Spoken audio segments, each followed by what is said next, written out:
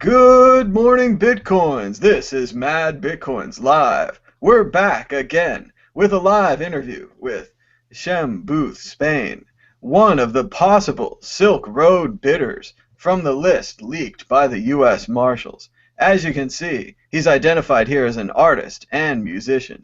Shem, welcome to the show. Hello. So, how did you get included on the Federal Marshals list of potential Bitcoin bidders? Well, it certainly wasn't through Rupert Murdoch, I will tell you that for sure. So let me give you a bit of background. As well as being an artist and musician, I'm a consultant and someone that's absolutely fascinated by the Bitcoin technology. I work in sales, and part of my job is obviously, liaising with people and potentially finding bidders. So as anyone sure heard, I was thinking, 30,000 Bitcoins. That seems pretty clean, and especially where the United States government is cleaning them for us. So I was fascinated. I basically got in touch and kind of responded back and CC'd obviously 72 other people in there. And I kind of like, replied to all and said, hang on a minute, it's some well-known names here in the Bitcoin space, and this is the fantastic thing about the Bitcoin growing sector, as I feel that there's so many innovative people that are really looking at it for the possibilities that could be as a technology and its application in commerce and services and things like that. And so I've replied back to everyone, hang on a minute, as the US Marshal just done a fat finger job and pressed the button. Basically replied to everyone, and one thing led to another, and I got to admit the attitude of everyone that responded back in that email circular, and it's not my place to be naming names, there was more people in there. They're all well-known names. It's a very small industry, and the spirit of it started to lead into, hey, this is what my company does, this is what we're trying to do with Bitcoin. Another person would say, hey, this is what I do, I'm in Washington, D.C., and people started networking, and it was actually quite cool. So, in terms of my investigation, obviously I'm investigating, as anyone else is, that there's 30,000 Bitcoins that are being sold in 3K blocks, and I know people that are going to want to buy those. So, it's only just common business sense. And I was actually quite surprised that there was only 72 people on, out the whole Bitcoin industry. Sure. And I was one of the people in the mix. So, I don't know whether that's a good thing or bad thing. So place your orders now if you've got 200K. I'm more than happy to broker a deal for you. Cool.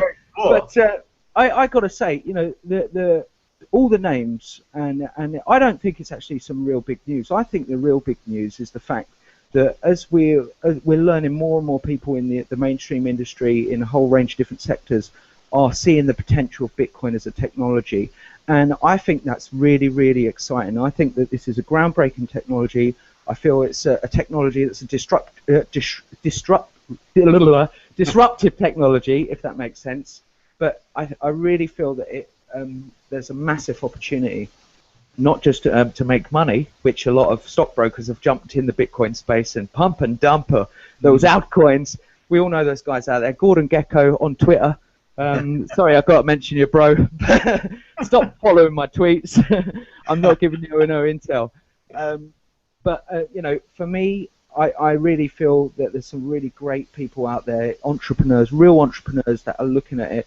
And those names everyone knows. There's a few names in there that people go, oh, I didn't expect them to be looking at it. So yeah, that's the story. It's nothing more much than that.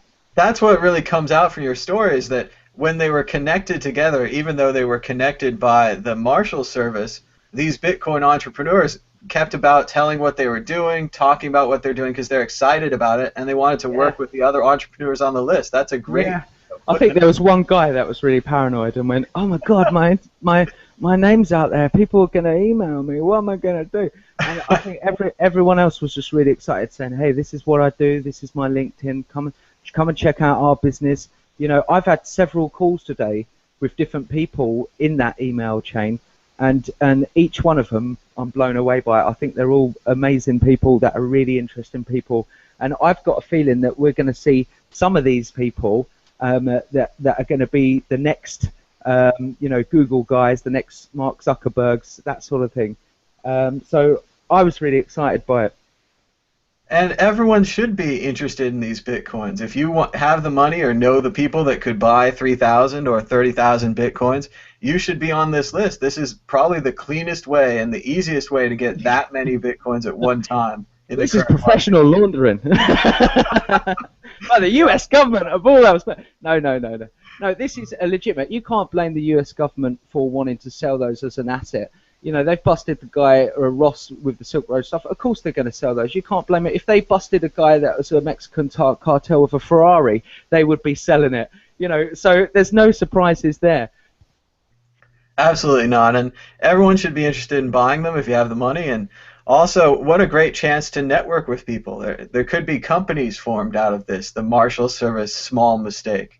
But it just really shows the spirit of the Bitcoin industry, that given the chance to connect together, they take that chance and they get excited about the possibilities. I mean, that one guy was a little paranoid, but if you're buying your Bitcoins in secret, I don't think you're going to be buying them from the U.S. government. That doesn't make any sense. Absolutely. And I feel that, and just as many other academics, people that have more PhDs than I ever have, whatever, all these people can see the potential for Bitcoin, whether it be the blockchain technology in regards to, you know, patents, or the application that could be used in commerce and services and things. So I feel that all of these people out there in this Bitcoin space, entrepreneurs and individuals, are all seeing it, whether it be a commodity to store wealth in, or be it a commodity to transfer wealth from one, you know, payment system, or be it a system in which to log things and log data. So I really feel, you know, it's amazing. And what's cooler is the guy disappeared who invented it. What a great bloody story. You just don't get this kind of stuff these days, no? Oh, absolutely not. And he could be a billionaire several times over, I'm sure, by now. But instead, he lives mysteriously, or the team lives mysteriously. No one knows. Nobody knows, baby. So yeah, so it's really funny actually, because you know, I don't know if I said I'm in a band called the Singing Pictures, and we've just released an album called The Dream. And one of the things that we was really inspired with was game-changing technologies. And any of you guys out there, yeah, we've just released a music video called Sunrise. I was living in Japan last year, and we collected footage from New York, London, Tokyo, and we wanted to paint a story about how we feel, you know, the world's changing, the positive feeling of the world changing. And I really feel that the Bitcoin space, you know, has got that feeling. It's like when the internet first kicked off. You know, I remember, you know, being 1995, and my friend said, "Oh my God, we've got this thing where you can type in anything, and it comes back and tells you, you know, it's like you can send a message for free." We was like, "Oh my God!" And he said, "What do you want to type?" And I said, "Well, let's type sex." And I remember, "Wow, there's loads of free sex stuff coming up. This is amazing." You know, the cat's out of the bag. And this is the thing. I really feel that, you know, it's fantastic that I think it was the British financial some financial organisation that represents English finance, said that they were going to go with the flow with Bitcoin, and they were going to, UK was a place that Bitcoin could grow as an ecosystem and be developed. So I really feel that, you know, we're in a real great place at the moment, and Bitcoin's on a sale. The price is going down. Buy, buy, buy. No, I genuinely mean it. I really feel its value as a because the thing is, value in any product, anyone that works in trading or sales or anything like this will understand just as I do that the value of any specific item is down to the perception of what it's perceived to be as a valued commodity. So, for instance, you know, the appreciation value of Bitcoin hasn't even appreciated yet, and it's only 21 million. So I think everyone knows this, and I also see a massive growth in the Bitcoin mining industry at the moment. You know, obviously there's the stuff with the 51% attack. Everyone's a bit like, oh, what are we going to do about this? What do you think about it? Oh, I'm not that worried about it. Wake me when it happens. Wake me up, baby. It's fine. Until it happens, everyone seems to be making money off mining. There's a large pool that seems to be making tons of money, I presume, somehow. And I don't know why they would want to jeopardize that ability to make money. So. Absolutely. I was speaking to someone today who runs a large mining service centers. He's got a couple of them, and there's a whole new movement towards, you know, cost-effective mining on a large industrial scale. So, you know, we're seeing a lot push towards some of the technologies out there. You know, the nanometer size scale of this mining technology is going down, down, down. it won't be long before the next 5-10 years. I see that the technology will be keeping pace with that exponential growth. So as a trader, as someone that's involved in the Bitcoin space, I'm not afraid of the growth of it. I see only positivity. Absolutely. And as a technologist, you just have to look at the most amazing growth in CPU power that we've ever seen. Yes, the chips can only mine Bitcoin right now, but I'm sure they'll figure out something else to do with the old ones. And the new ones are so incredibly fast, what they can do. It's amazing.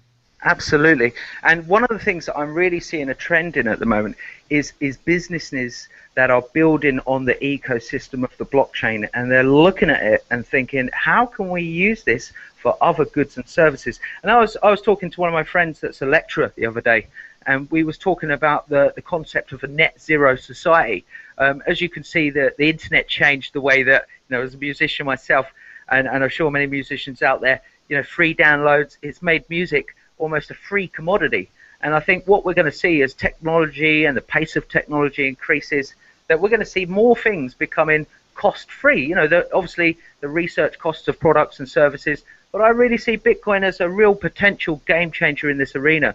So and I applaud any of those entrepreneurs out there that are thinking of ways to monetize this, thinking of ways to, we need to get the big boys, all those banking institutions, all those businesses, insurance, they can use this technology in a fantastic way to streamline their own internal processes, enterprise application integration, front-end systems, payment systems.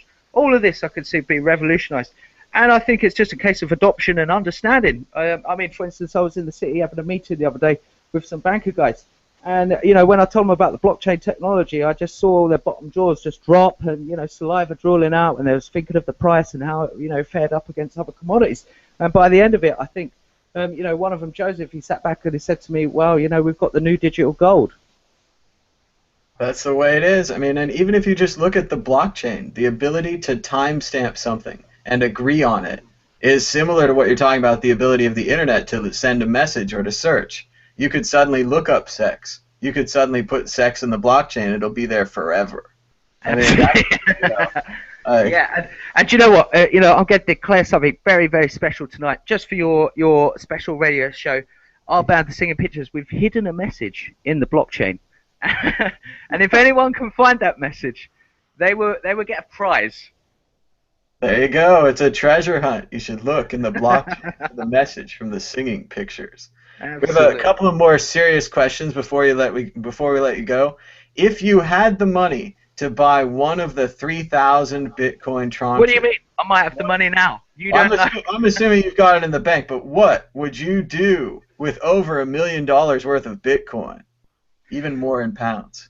Well, I'm not in the world to make ludicrous amounts of money. Me as a musician, as a humble human being in the world, I don't need to make billions upon it. I'm interested in the innovation of technology and streamlining processes. I'm interested in making fantastic organizations. And for me, I think Bitcoin is a fantastic way to store wealth and save and use as a transactional process. And some of my clients, they would be interested in blocks of 3,000, maybe 6,000, maybe the 20,000 number if that could happen. But that's just a money game of finding the right people, because people want to store wealth. There's wealth out there. There's lots of wealth. I think you bring up a good point, that one of the things I think about in the future is that maybe we don't need huge piles of money anymore. What I really need is, money for my trip. You need money for your next album. We need money to get the artistic things, to get the personal goals that we have done. And that's about it. And And I think that you've hit on a massive point there. Someone said to me the other day, in the future, what people really, really, really want is goods and services. If I said to you, you don't need money, my friend Tom, what do you want? You might say, I need a car to get to San Francisco for my holiday with my wife so that we can have a weekend away. Blockchain technology, for instance, would enable us to have a public ledger where we could say, well, a hotel's been rented for 4 days, it goes over to Tom for 4 days, and so on and so forth. So as we mentioned about the net zero society, I could only imagine that those kinds of things will happen in the future, where products and services and commerce are the real fast-moving consumer goods of the now and the tomorrow. There's a combination here where internet is mixing with Bitcoin. And with the internet, we were trying to split up rooms, and we're trying to split up cars with Uber and Airbnb and that kind of service where everything that's not being used can be kind of rented out. It's a more efficient system if you think about it. And Mm. Bitcoin, this frictionless money, fits right into that efficient system. If I can give you, an exact $15 for the night and only pay, a penny to send that to you or less, you get most of the $15. The website doesn't have to take that big a cut for hooking us up together. The reputation website can keep track of whether or not I've been trashing hotel rooms. Mm. These different things can be put together to create a lower cost system where I think people can move around much more fluidly and Mm. act more about doing what they want to do by itemizing it, by saying, you need a microphone, you need a guitar, whatever you need, the specifics. Not, Mm. I need a fantastic guitar, I need the best microphone in the world. I need a microphone. I need a guitar. Mm. I'm reasonable, I And want to work. I think that's what people truly, truly want. Obviously, when I worked in the city and stuff, I saw a lot of people that were addicted to money and addicted to wealth. And let me assure you, that's a huge, a mass of people out there that are addicted. But I'm seeing more and more people in the official and institutional sectors and the public sector, should I say, look at Bitcoin with fascination. And I think that what we're going to see over the next few months is a trend where people are going to start coming more and more. I see us coming into the mainstream. We're just below the surface, and just as we're going to come out the surface, we're going to have more technological development of the systems that sit on top of the Bitcoin. So the industry that's growing at the moment, all the different kind of businesses and services and products that are based on the Bitcoin. I think that we're going to see that develop, and that's going to be a really, really interesting point. I think there's lots of excitement in the future, lots of venture capital on the side, paying lots of programmers to fix lots of things. Yeah, if you program, you're going to be paid. My advice to her there: get a degree in programming. No. Learn guitar. There you go. So much for music. At least we'll No. have electronic music. Well, this is the thing. Oh, I think you've cut off there. You still there? So I know I was talking about the album. Have you had a chance to check the album out yet? I listened to the music video here. Fantastic. So yeah, Sunrise. And let me tell you a little bit about some of the things that I do. We're part of the PH7 Arts Collective based in London, UK, and I'm also doing a lot of work with a couple of guys, a singing school in the west of England for disadvantaged youths. It's quite a charitable organisation headed up by a fantastic musician and artist, J.L. Delara, and also Reese Lewis, who's the singer in our band, The Singing Pictures. So, we've been working on some fantastic things, doing music. So anyone there, make sure you check out our stuff. But if anyone's in London doing any entrepreneurial things, it'd be great to speak. Like I said, I suppose I'm Gordon Gecko's twin brother, but the good one. He was the afterbirth. Very cool. Maybe you guys can play a Bitcoin meetup in London. We could start having kind of crossovers between the music scene and the Bitcoin scene. Absolutely. I'm actually quite interested to see the way in which musicians could potentially use Bitcoin. I've seen a few people, obviously, sell their music for Bitcoin, but I'm just trying to think if there's any other way. Maybe music licensing, PPL, PRS, those guys. Maybe I should plug in a meeting and come and introduce it to them. Certainly, we've been all abuzz recently with the new Tatiana coin, where the artists themselves could have their own coin. Really? Yep, she's doing a fundraiser, kind of a, it's like a Kickstarter, but instead of getting nothing for your Kickstarter, you get a token, and the token's a Tatiana coin, and maybe it goes up in value, maybe it goes down, and you can trade them for like a CD, autographed picture, Google Hangout, stuff like that. Excellent. It's really more about artists selling access to themselves and maybe access to the process now than actually selling the music. And so people, I think, get a better connection to things and hopefully a longer relationship where the artist can keep making new albums and they don't have to be blockbuster, spectacular things. They could just be new albums for their fans who are, already with them from the beginning. So definitely. So, any more questions, my friend? Because I've got to nip. I've got to head back into London tonight. Very good. We got one more from the crowd, kind of a repeat from an earlier one. He says, "What is your position on Ross Ulbricht's Bitcoin being sold before he is found guilty? Oh, well, I feel like the agony aunt. Let me answer your questions for those people out in the ether of the internet. Well, this is the thing. I mean, let's face it. What are the facts? You can't. There's a whole philosophical debate about the war on drugs here. Whether that's good or right or wrong or whatever. Then there's a whole layer below that I feel that there's, what about online marketplaces with goods and services and products, and and it's essentially a black market. You can't blame the government for kicking his bloody door down. The guy's dealing a shitload of drugs. That's what the reality is. In terms of his legal case, the law says that someone is guilty until proven. Is that right? Innocent until proven guilty. Yeah. Innocent, guilty until yeah. So is it right to sell his bitcoins before he's been thrown in the cell and the key lot, thrown away? I don't know. I don't think that's my place to answer that question, if I'm genuinely honest. And the reason why is because I don't know enough about it. I know obviously about the undernet, the darknet, what those guys are doing. Do you know about something called BitCloud? I haven't heard of that one, no. You haven't heard of BitCloud? You've got to check it out. This is using the blockchain technology for peer-to-peer internet system that requires no ISPs. I think that's an incredible technology. I think there's a lot of growth there as well.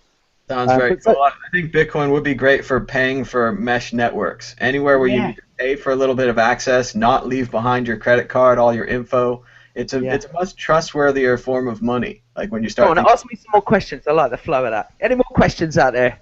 More questions. Let's see. More questions. Well, we're not getting any right now, but let's see. Well, I mean, it's unfortunate about the Silk Road. It clearly was a black market operating inside the United States. So when the United States shut it down, this money that they're auctioning off was actually the operating funds of the black market. So a lot of people, maybe international people as well, had their money in there. Maybe they even intended to purchase a T-shirt or stickers, which I've heard of that as well, that there was some legitimate sellers on there maybe selling stuff that wasn't drugs and stuff and guns.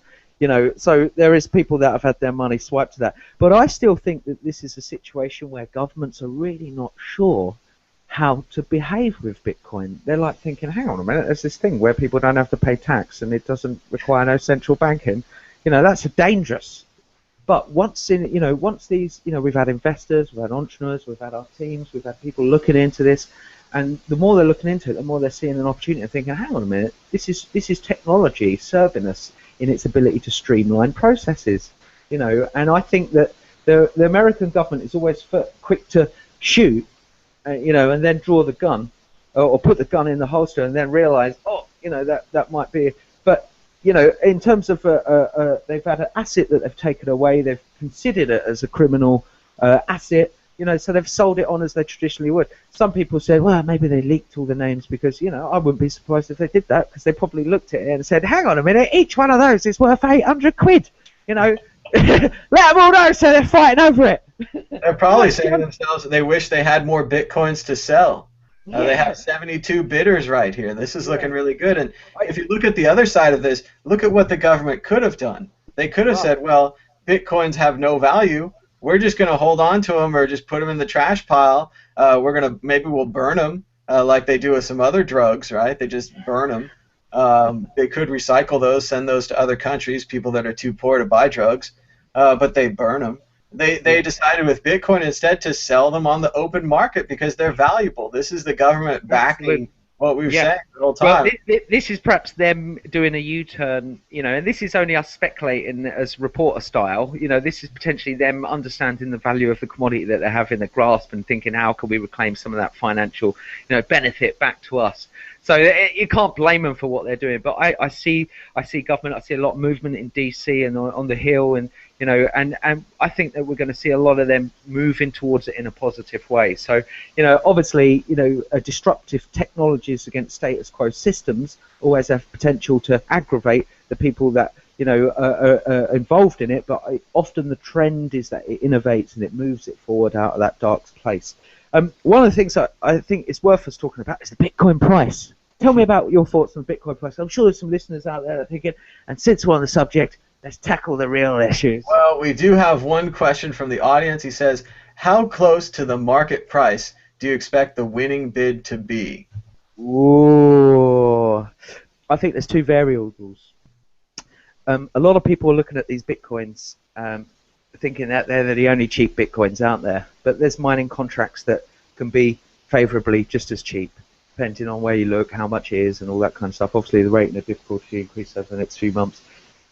I see and I feel that it's going to, I've seen auctions where it's like a bull shop where everyone just ramps the price up really quickly. I think because of the good players that we've got bidding for it, me included, for other people, I think that it's going to be a fair price. I think that in US dollars we'll probably be looking at just under maybe the average 600. I'd be very surprised if it went even above that. If it did, I could see people pulling out of it, because why pay more than you need to? And that I'm gonna go with the over. I think there is you think it's going to go over?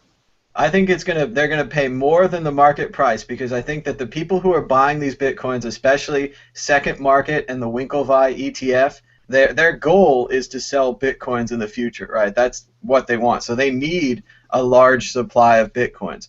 And their whole business seems to be based on the fact that Bitcoin prices are going to go up, right? So they're going to sell them for more than what they pay for them, even if they get them for like 650, 700 here.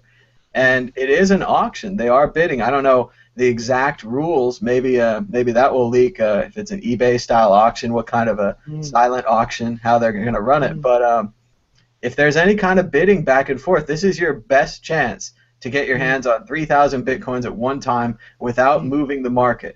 Right, because these are going to be off-market Bitcoins. Right? I think that's definitely one of the things that when we've been speaking to our teams and things, that is what's coming up, is off-market coins. And when we saw the price go down a little bit, I didn't know whether it was gigahash, and there was a lot of a lot of the brokers on Twitter and stuff. We was all kind of discussing what's going on. Is it because of this, that, and the other? But I don't know. I know too many savvy traders that are just going to immediately pull out as soon as the price comes, because you can get 3,000 Bitcoins anywhere, well, apart from Matt Cox, but let's not mention that. Yeah, but the people who are going to want these are going to want the institutional government Bitcoin. But that's why I feel that this is only a good thing, that there's some institutional bodies involved in the auction. And any clear investor, that's why I thought, am I like only one of 72 people that's thought of, getting involved in this? There's obviously people that are looking at it for themselves. There's obviously people that are looking at it for institutions. There's obviously people that are looking for corporations and so on and so forth. So I think you're right. I think that there is going to be an element where some of them are going to back out, that they're just there to tease the price, see what the price is like. If they can grab it cheap, they'll grab it. And I think there's going to be people that are there because they want to collect. Absolutely. So like every auction, layers of buyers. There's probably several layers of buyers. Yeah, there's people looking to get a deal. They think these are going to be cheap. I don't think they're going to be cheap. And there's other people there that I think will be thinking what I'm thinking. When else are we going to get a chance to buy 3,000 legitimate government Bitcoins? Yeah. Never. Especially cleaned by the U.S. government. Absolutely. Never. They're never going to have this chance. The irony is, I've been quite interested. One of my clients, he joked to me and he said, I've always wanted an original Silk Road coin. There you go, and I hate that idea because I'm not a big collectible fan. I mean, I know that the Casasius coins have now become collectibles where they have a Bitcoin inside and they're worth 7 Bitcoins instead of 1 now because of the rarity. And it would be hilarious for that to happen with digital things because they're so copyable and replaceable. But yeah, these are the only Silk Road official government Bitcoins in the world. So absolutely. So thank you very much for having me on. Anyone out there that's interested, follow us on Shem Booth 1 on Twitter, and also check out our band The Singing Pictures.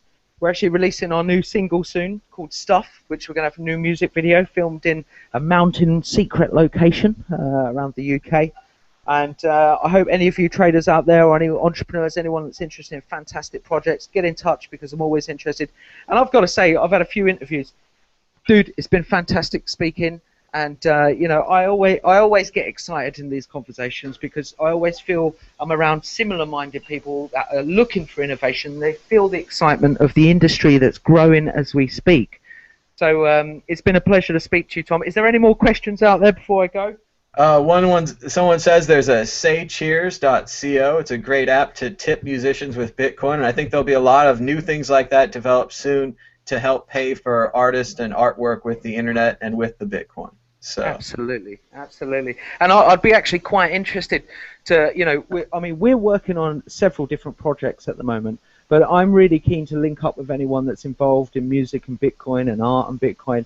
Because, you know, I know obviously the push is towards the financial services and, you know, those kind of insurance and its blockchain application to that stuff. But, you know, I'm really excited about its application on other stuff. So if there's anyone out there, you know, make sure you give us a message, get in touch. Always great to speak. I completely agree. It's a new magical tip cup for artists on the internet, and we're just starting to learn how to work with that new tip cup. But it's been great having you. It's been great learning about the Silk Road and the bidding process. And until next time, bye-bye. Bye-bye.